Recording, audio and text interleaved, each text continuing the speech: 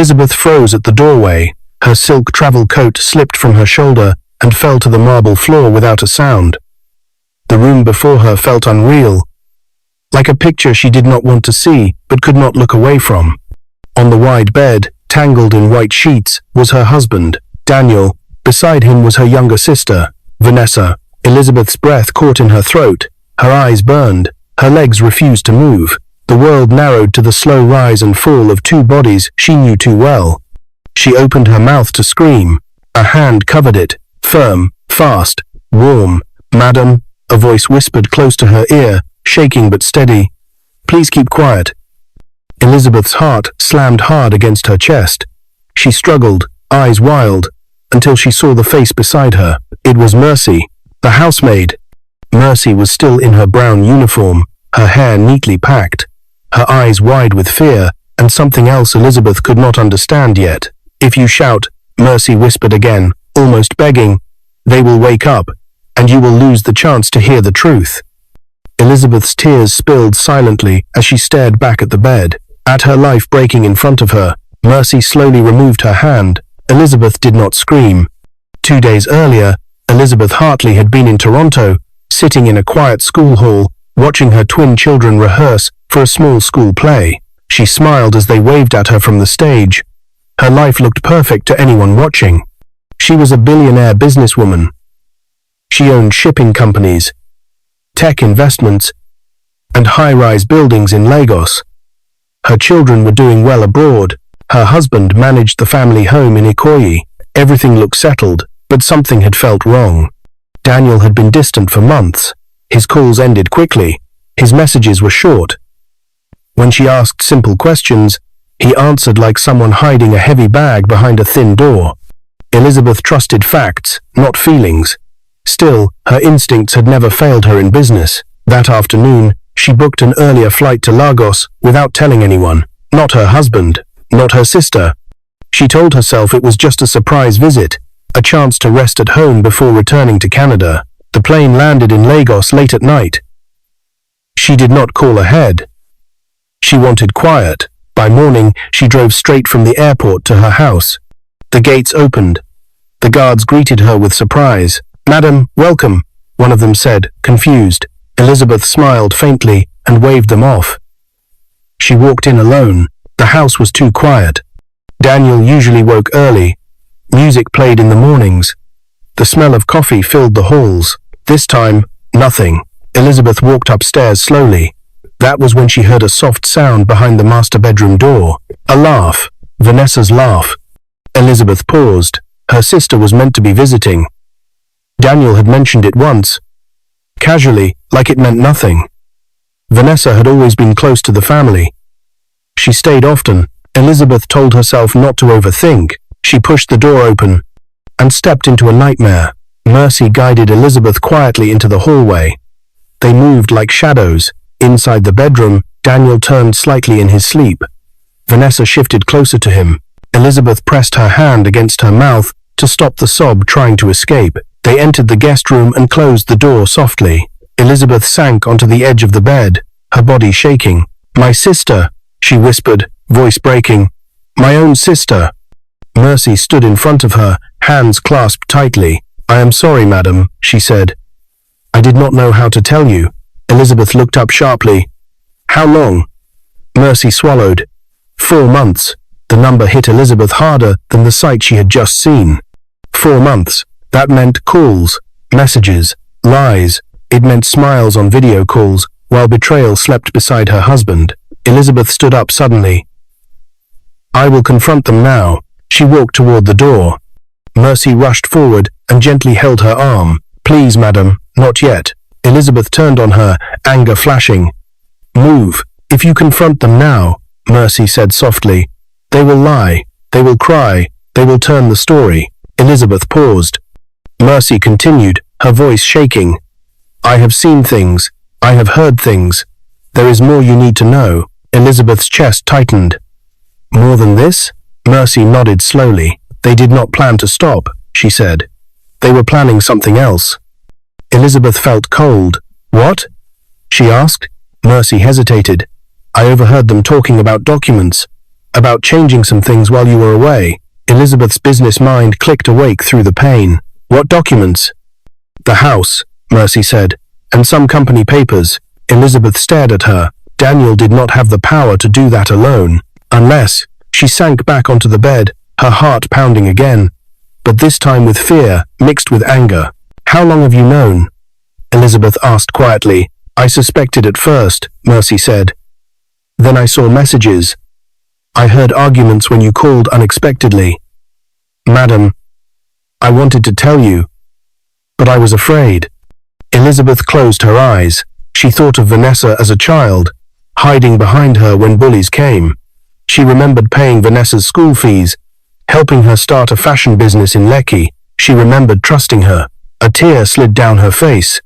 When I heard your car this morning, Mercy said, I ran upstairs. I knew what you would see. I knew you would scream. Elizabeth opened her eyes slowly. And you stopped me, she said. Yes, Mercy replied, because silence is stronger right now. Elizabeth stood up, wiping her face. She looked different now, calmer, colder. They think I am still in Canada, she said. Mercy nodded. Good, Elizabeth whispered. She walked to the mirror and stared at her reflection. The pain was still there, but something else had joined it. Focus, Mercy, she said quietly. I want you to listen carefully. Yes, madam. I am not confronting them, Elizabeth said. Not yet. Mercy's eyes widened. I want to see how far they will go, Elizabeth continued. I want to hear every lie they tell. I want to know everything they think they are hiding. She turned toward the door. They must never know I was here this morning. Mercy hesitated. Madam, Daniel may wake up soon. Elizabeth smiled faintly, but there was no warmth in it. Then, help me leave without a sound, she said. Just like you helped me stay silent. As they stepped back into the hallway, a phone buzzed loudly inside the master bedroom. Elizabeth froze. Daniel stirred. Vanessa shifted. Elizabeth held her breath as the sound echoed again, and then Daniel's sleepy voice drifted through the door. Who could that be this early? Elizabeth's fingers dug into Mercy's arm, because the name flashing on that phone screen was one she knew very well, her own, calling from Canada, and Elizabeth was standing right there in Lagos. Elizabeth did not move. The sound of her name vibrating from Daniel's phone felt louder than thunder in her ears. Mercy's fingers tightened around her arm, as if holding her back from falling apart. Inside the room, Daniel groaned softly and reached for his phone. Elizabeth, Vanessa murmured sleepily. Why is she calling now? Elizabeth's heart twisted. Daniel cleared his throat. Maybe she forgot the time difference. He picked up the phone. Elizabeth stepped back into the shadow of the hallway, her breath shallow, every muscle tense. Hello, Liz, Daniel said calmly, his voice smooth, too smooth. I was just about to call you. Elizabeth felt sick. Vanessa sat up slightly, pulling the sheet to her chest. Her hair was messy. Her face relaxed when she heard Daniel's tone. Elizabeth pressed her palm against the wall to steady herself. On the phone, a soft, automated voice spoke. The number you are calling is currently unavailable. Daniel frowned. He stared at the screen, confused. That's strange, he muttered. Vanessa leaned over. Did she say anything? No, Daniel said. It cut off. Elizabeth closed her eyes slowly. Her heart pounded, but her mind was sharp now. Mercy leaned close and whispered, Madam, please. This way. They moved quietly down the stairs, every step measured. Elizabeth felt like she was leaving a part of herself behind in that bedroom. In the living room, Mercy stopped. I will act normal, Mercy whispered. I will not let them suspect. Elizabeth nodded. She slipped out through the back door and into the waiting car she had used from the airport. The driver looked surprised, but said nothing. Drive, Elizabeth said softly. As the gates closed behind her, her hands began to shake. An hour later, Elizabeth sat alone in a quiet hotel room in Victoria Island. The curtains were drawn. Her phone lay on the table in front of her. She stared at it. Then she called Daniel. It rang once. He picked up immediately. Liz, he said with concern. I just saw a missed call from you. Is everything okay? Elizabeth swallowed. Yes, she replied, forcing her voice to stay calm. I just wanted to hear your voice. Daniel smiled through the phone. She could hear it. You should have sent a message. You know the time difference. I forgot, Elizabeth said. How is the house? Quiet, Daniel replied easily. Too quiet without you. Elizabeth closed her eyes. And Vanessa? She asked casually. Has she arrived? Yes, Daniel said. She came yesterday. She said she missed you. Elizabeth felt something cold spread through her chest. That's nice, she replied. Please take good care of her. Of course, Daniel said. She is family. Elizabeth ended the call shortly after. She placed the phone down slowly and stared at the wall. Family. She laughed once, bitterly, then stopped. Elizabeth stood up and paced the room. Her business instincts took over. Pain would come later. Right now, she needed facts. She opened her laptop. She checked her company accounts. Everything looked normal on the surface. Too normal. Then she checked the shared family folder and froze. One document had been opened recently. Very recently. It was a property transfer file. Elizabeth's breath caught. She clicked it open. The file was incomplete, but the intention was clear. Daniel's name had been added as a primary controller on one of her Ikoyi properties. Elizabeth felt her knees weaken, so Mercy had not been exaggerating. This was not just betrayal of the heart. This was betrayal of trust, power, money. Elizabeth closed the laptop slowly. Her phone buzzed.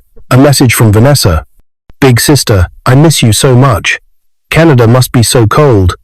I wish you were here. Elizabeth stared at the screen.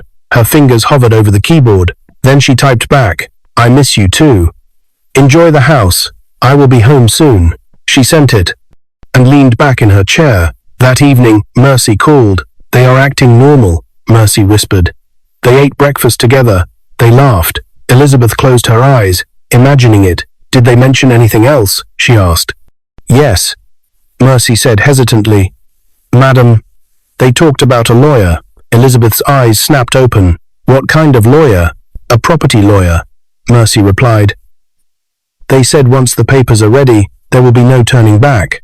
Elizabeth felt a calm she did not expect. Good, she said quietly. Mercy paused. Madam, let them continue, Elizabeth replied. Let them think they are winning. Oh, she ended the call. Elizabeth walked to the window and stared at the city lights of Lagos. She loved this city. It had taught her how to survive, how to wait, how to strike when the time was right. Her phone buzzed again. A message from Daniel. I love you. Call me later. Elizabeth smiled softly. She whispered to the empty room. You have no idea what is coming. But as she turned away from the window, another message arrived. This one was not from Daniel. It was from an unknown number. Madam Elizabeth, I know what your husband and sister are planning. They do not know I am watching. Elizabeth's heart skipped, because the message ended with words that made her blood run cold. If you do not act fast, you will lose everything. Elizabeth read the message again, and again. Her fingers tightened around the phone. If you do not act fast, you will lose everything. She did not reply immediately. She had built her life by never rushing into traps. Whoever sent that message knew too much. She locked the phone screen and sat down slowly. Her mind replayed everything. Daniel's calm voice, Vanessa's laugh, Mercy's fear, the open document, the talk of a lawyer. Someone else was inside this mess. Elizabeth picked up the phone and typed carefully. Who are you? The reply came almost instantly.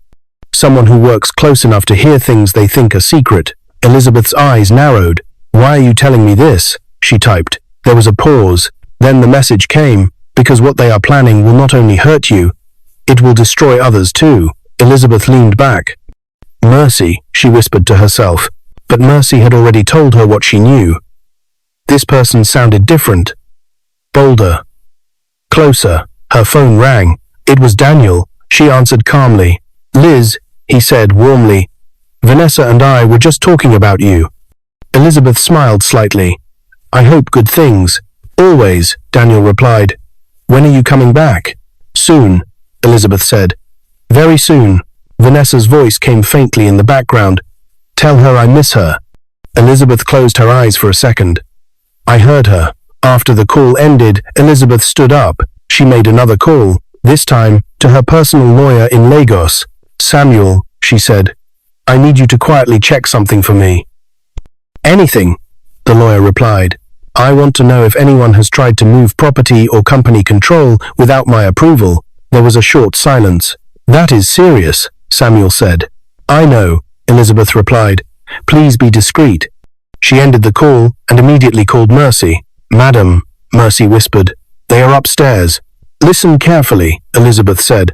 Have they mentioned any names today? Mercy hesitated. Yes. A man named Mr. Collins. Elizabeth stiffened. That is the lawyer, Mercy added. Vanessa said he will come tomorrow evening. Tomorrow. Elizabeth's heart beat faster, but her voice stayed steady. Mercy, she said, you are doing well. Do exactly as you have been doing. Yes, madam. Elizabeth ended the call and sat in silence. Her phone buzzed again. The unknown number. They plan to sign papers tomorrow evening. Elizabeth stared at the screen. How do you know this? She typed. The reply took longer this time. Because I will be in the house when it happens. Elizabeth's breath caught. Who are you? She typed again. 3 dots appeared, then stopped. Then the final message came. If I tell you now, I will be exposed. Elizabeth's hands trembled slightly. Then how do I trust you? The reply was short. Because I can give you proof. A video arrived. Elizabeth pressed play. Her heart dropped. It was Daniel and Vanessa in the living room, speaking freely, unaware they were being recorded. Daniel's voice was clear. Once Elizabeth signs that overseas renewal, everything here becomes easier. Vanessa laughed. And by the time she finds out, it will be too late. Elizabeth's chest burned. The video ended. Elizabeth sat frozen. Her phone rang immediately after. It was Samuel, her lawyer. Elizabeth, he said urgently. Someone tried to file a change request on one of your properties this morning. Elizabeth closed her eyes. Was it approved? She asked.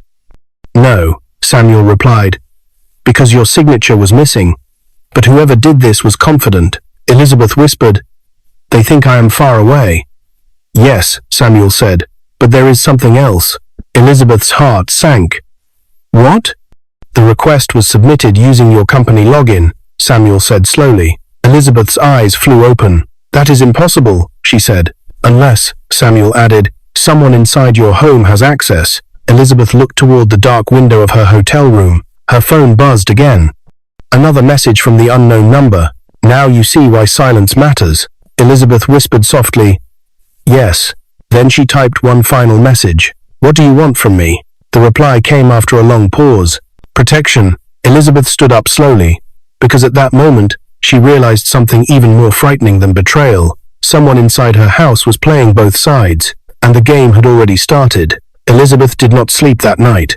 She sat on the edge of the hotel bed, dressed in a simple black outfit, her hair neatly packed, her face calm but her eyes sharp. Lagos hummed quietly outside, unaware that a war was being planned in silence. At exactly 6 a.m., her phone buzzed. It was Mercy. Madam, Mercy whispered, panic in her voice. Vanessa woke up very early. She is moving around the house like someone expecting visitors. Elizabeth stood up immediately. Did she mention anyone's name? Elizabeth asked. Yes, Mercy replied. She told Daniel that Mr. Collins will arrive by evening. She also said everything must look perfect. Elizabeth closed her eyes for 1 second. Listen to me carefully, she said. I am coming back to Lagos Island today, but no one must know I am back. Mercy gasped softly. Madam, are you coming to the house? No, Elizabeth replied. Not yet.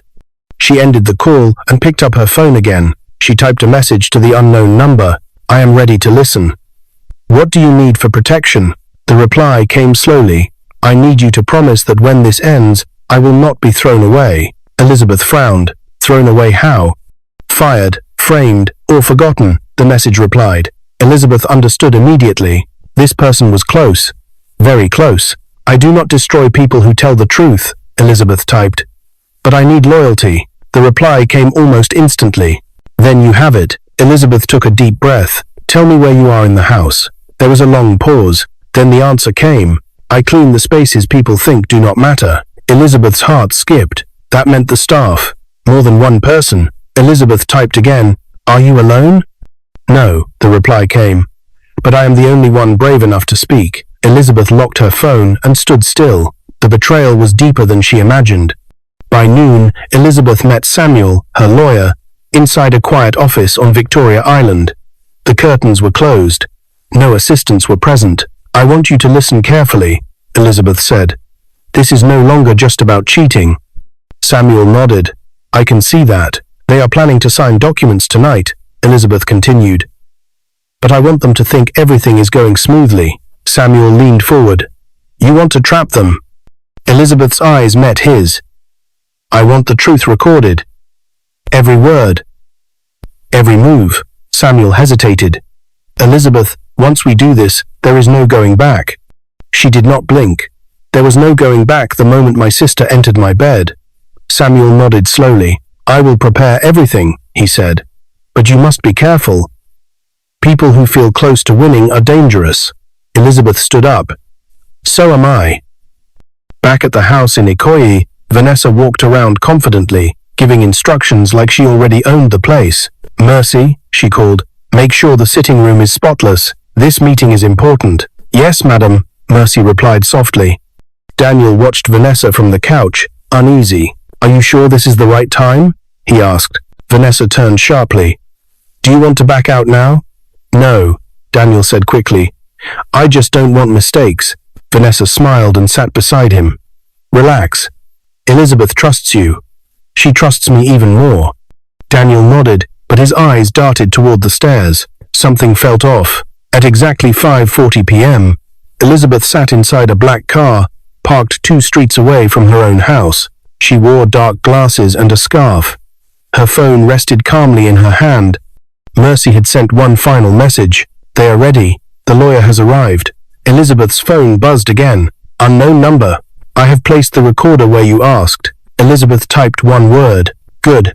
Inside the house, Mr. Collins opened his briefcase. "Once we sign," he said, "this changes everything." Vanessa smiled brightly. Daniel swallowed. At that exact moment, Elizabeth removed her glasses. Her driver turned slightly. "Madam, should we move?" Elizabeth stared straight ahead. "Not yet," she said calmly. Inside the house, Daniel picked up the pen, and just as he was about to sign, a voice echoed from the doorway, a voice none of them expected to hear. "Daniel," it said softly, "put the pen down." Daniel's hand froze in midair.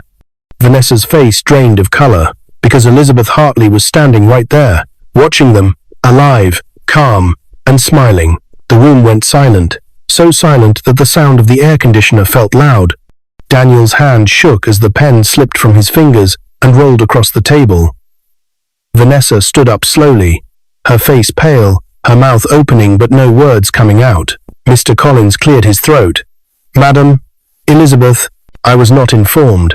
Elizabeth raised one finger. He stopped talking immediately.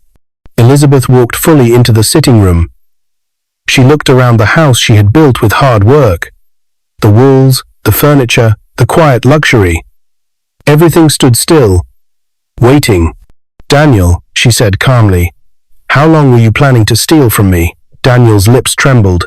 "Elizabeth, please, let me explain." She turned to Vanessa. "And you," Elizabeth continued, her voice steady, "how long were you planning to replace me?" Vanessa's eyes filled with tears. "Sister, it was not like that. It just happened." Elizabeth nodded slowly. "Lies also just happen, don't they?" She turned to Mr. Collins. "You are dismissed. Now." Mr. Collins stood up immediately. He packed his files with shaking hands and left without another word. The door closed. Elizabeth walked to the center of the room and placed her phone on the table. "Everything you have said since you started planning this," she said, "has been recorded." Daniel dropped into a chair. Vanessa gasped. "That is not possible." Elizabeth smiled faintly. "You forgot one thing. You thought I was far away." She pressed play. Daniel's voice filled the room. "Once Elizabeth signs that overseas renewal, everything here becomes easier." Vanessa's laugh followed. "By the time she finds out, it will be too late." Vanessa screamed softly and covered her mouth. Daniel buried his face in his hands. Elizabeth turned off the recording. "I came back early," she said. "I saw everything. I heard everything. And I stayed silent because silence gave me power." She looked at Daniel. "Our marriage ends today." Daniel looked up, tears in his eyes. "Please, Elizabeth, I made a mistake." Elizabeth shook her head. "No, You made a choice. She looked at Vanessa. As for you, she said quietly, you are no longer my sister. Vanessa fell to her knees. Elizabeth, I beg you. Elizabeth stepped back. Leave my house before nightfall, she said. Both of you. They knew she meant it. Later that evening, the house was quiet again. Daniel and Vanessa were gone. Elizabeth sat alone in the living room. For the first time, she allowed herself to cry. Not loudly. Just enough to let the pain leave. Then she wiped her face and stood up. Mercy, she called softly. Mercy stepped forward, her hands shaking. Madam, I am sorry. I did not know how to say it earlier. Elizabeth walked toward her. You saved me, Elizabeth said. Mercy's eyes widened. Madam? Madam, if you had not stopped me that morning, Elizabeth continued, I would have shouted, cried, and lost everything. Mercy fell to her knees. Thank you, madam. Elizabeth quickly lifted her up. No kneeling. She held Mercy's hands. You told the truth when it was hard. You chose courage. Elizabeth paused, then said, From today, your life will change. Mercy's breath caught. Elizabeth smiled gently. You will no longer wear this uniform. Mercy gasped. Madam? I will sponsor your education, Elizabeth said. And when you are ready, you will work in my company. Not as a maid, as a professional. Tears flowed freely down Mercy's face. I will never forget this, Mercy whispered. Elizabeth nodded. I know. Weeks later, Elizabeth stood in her office overlooking Lagos. Her properties were secure, her companies were safe. Justice had been served quietly but firmly. She had lost a husband, she had lost a sister, but she had found something stronger, clarity. Mercy started school soon after. Her life changed forever because she chose honesty over fear. Elizabeth looked out at the city and smiled. She had come back early, she had stayed silent, and she had won. Silence, when used wisely, can protect you more than noise. Betrayal often comes from the closest people, but truth will always find a voice. Power is not in shouting, it is in planning. Kindness to those who stand for truth can change lives forever. A strong woman may bend, but she will never break. What is your view about this story? Where are you watching from? Do well to let us know in the comments below. And don't forget to like, share, and subscribe. For more interesting stories, stay blessed.